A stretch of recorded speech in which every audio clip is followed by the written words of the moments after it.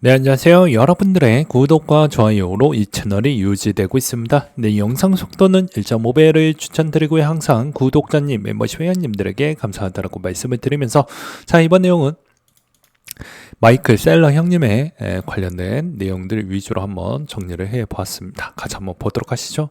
최근에 마이크로 스트래티지 주식 한도 확대 관련 특별 주주 개최를 했고요.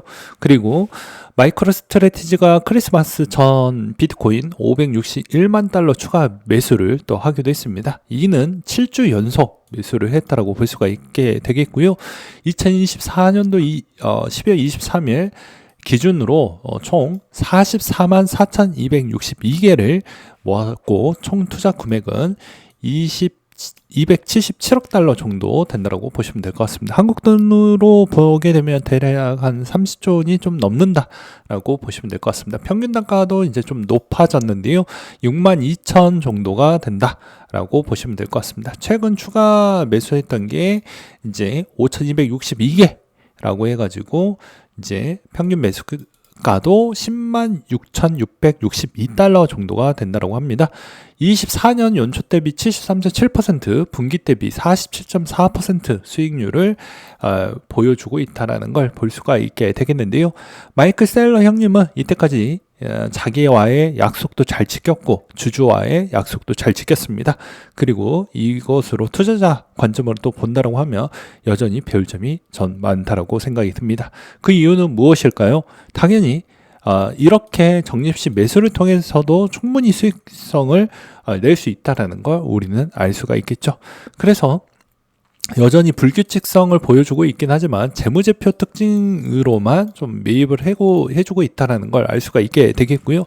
여러분들은 이제 지난 마이클 셀러 형님에 있는 매수 패턴을 보게 되면 알 수가 있습니다. 무슨 말이냐면 대부분 이 고점 추이나 하락할 때에 따른 추이를 보게 되면요. 그렇게 물량을 많이 실지는 않습니다. 대부분 어떤 포인트 때 이런 포인트 때 좀 많이 매입을 하고 고점일 때는 좀 잘 모으지는 않아요. 근데 이번에 특징적인 요인은 제가 뭐라고 이야기를 많이 했죠? 당연히 해당에 지금 뭐 한국 돈으로 1억을 이미 돌파한 시점에서 더 적극적으로 매수를 해주고 있다는 건 여러분들이 모르고 있는 부분을 마이클 셀러 형님이 알고 있던지 또는 마이클 셀러 형님은 아직도 평단이 매우 낮기 때문에 여기에서 추가적으로 50%나 60% 하락은 나오지 않을 것이라고 생각을 해서 계속 재무 관리를 좀 하면서 매입을 하고 있다. 이 두 가지 관점으로 좀 볼 수가 있게 되겠습니다. 그리고 또 이런 추가적인 매입을 통해 가지고 마이클 셀러 형님은 이제 계속 추가 매입 방침을 25년도에도 계속 보여주고 있는 실정이라고 볼 수가 있을 것 같습니다. 그래서 대단한 인물이라고 저는 생각이 들고요. 그리고 마이크로 스트래티지의 9가지 비트코인 원칙 발표를 하기도 했었는데요. 또 안전하게 구매하고 보유한다. 그리고 장기적인 가치 창출을 우선시하고 모든 투자자를 존중하고 일관성 있고 투명성 있게 대한다. 그리고 레버리지를 통해서 MSTR 주식이 비트코인을 능가하도록 한다. 여기가 핵심 포인트라고 볼 수 있습니다. 제가 레버리지를 하는 이유가 여기에 들어가져 있다고 보시면 될 것 같고요. 그리고 비트코인을 구매하고 긍정적인 비트코인 수익을 달성을 하고 역학에 맞춰 신속하고 책임과 있게 성장을 하고 담보를 하는 혁신적인 채권 발행을 하고 건강하고 건전하고 대조표를 여전히 잘 관리하겠다. 그리고 전 세계적으로 채택하도록 촉진하겠다라고 했는데 이 말을 다 잘 지켜내주고 있는 모습이라고 볼 수가 있을 것 같습니다. 여러분들은 이제 25년도 얼마 남지 않았는데 잘 새해 목표 준비를 잘 하고 계시는지 저는 좀 궁금하고요. 여러분들도 잘 이번에 준비를 해가지고 25년도 잘 맞이하셨으면 좋을 것 같습니다. 마이크로 스트래티지의 이제 부채를 어떻게 만들어가고 어떻게 이제 순환 패턴을 돌리는지 보게 되면요, 부채를 발생을 발행을 해서 그 다음에 이제 비트코인 상승, 마스도 상승하겠죠. 구입을 한다라고 하니까. 그리고 지수 가중치도 상승을 하게 됩니다. 그리고 비트코인 매수용 주식 발행을 해서 비트 상승, 마스 상승, 지수 가중치 상승이 세 개가 동시에 옵니다. 그리고 비트 매수용 자본 발행으로 무한 반복을 하고 있는 중인데, 어차피 재무제표를 계속 잘 신경을 써준다고 하니까 크게 문제가 되지 않거니와, 그 다음으로 또 보게 되면 최근에 이제 마이클 셀러 형님이 국가 부채에 관련된 언급도 좀 하기도 했습니다.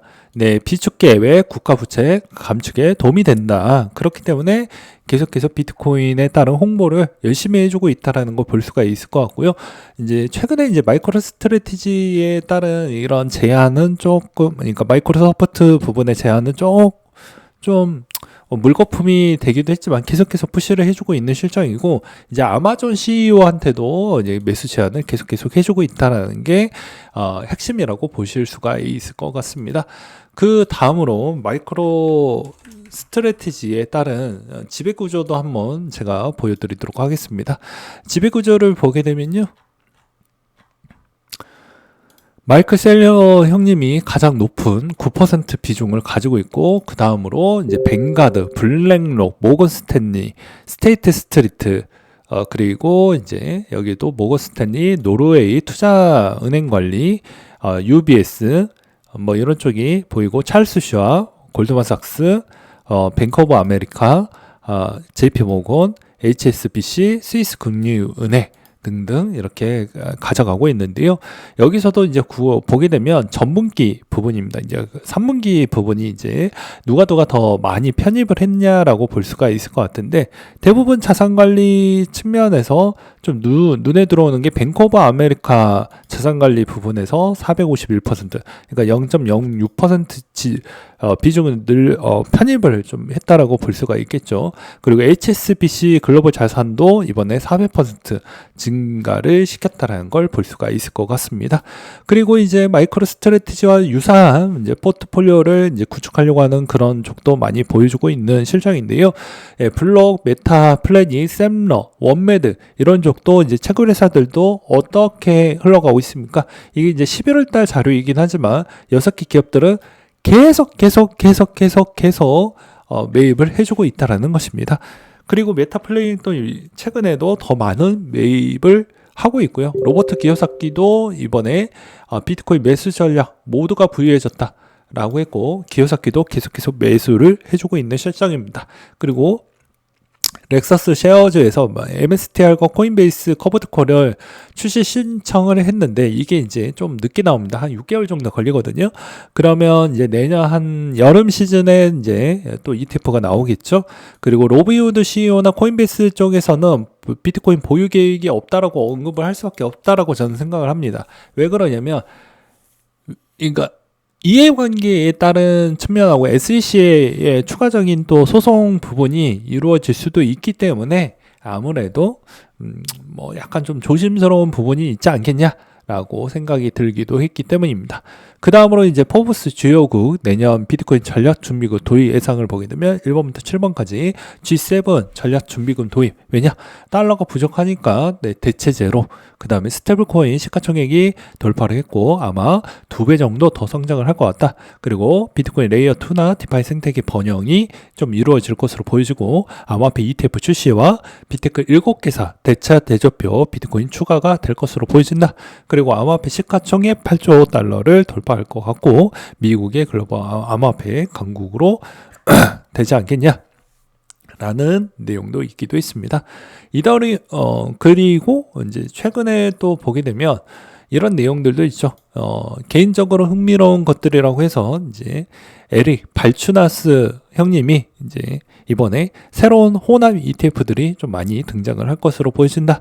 이제 비트코인, 이더리움 부분에 혼합 ETF라고 하는데, 이제 그레이스케일 쪽이 먼저 있지만 거래량이 좀 많이 저조하지만 어느 운용사가 먼저 낼 거냐, 혼합해서 많이 밀어줄 거냐 하면 또 분위기가 또 달라지겠죠. 그리고 이제 나머지 이제 뭐 XRP나 솔라나 부분에 따른 언급을 또 하기도 했습니다. 그 다음에 이더리움은 뭐 이제 아직도 못 가나요? 뭐 하시는 분들이 있는데, 이더리움의 NFT가 계속 회복을 보여주고 있는 모습을 볼 수가 있고요. 국내에서는 이제 외국 환거래법 개정안을 좀 준비를 해주고 있다라고 합니다.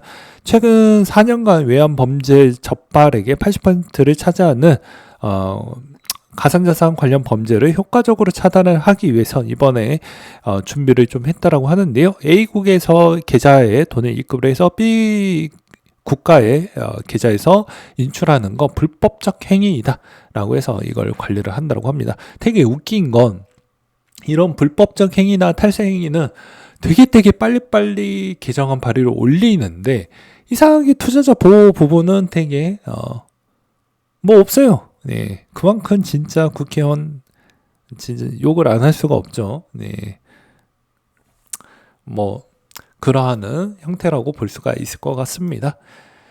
그래서 여러분들은 이번에도 마찬가지로 항상 이제 레버리지 ETF가 좀 조정이 나왔을 때 여러분들은 이럴 때쯤에 좀 관심을 좀 가져보자. MSTR도 좀 관심을 가져보고요. 그다음에 MSTU도 아주 싸니까 관심을 가져볼 필요성이 있죠. MSTU도 이제 평균 단가 추이만큼 내려왔기 때문에 내려갈 수 있을 만한 부담적 요건은 좀 적고, 이더유도 마찬가지입니다. 이더유도 마찬가지로 좀 많이 올라가다가 다시 한번 조정을 받고 있는 시점에서는 계속 모아가는 자리에서는 나쁘지 않는다라고 생각이 들기 때문에 이 점도 참고를 해 두시면서 투자에 임해 주시길 바라겠습니다. 네, 이상으로 마치도록 할게요.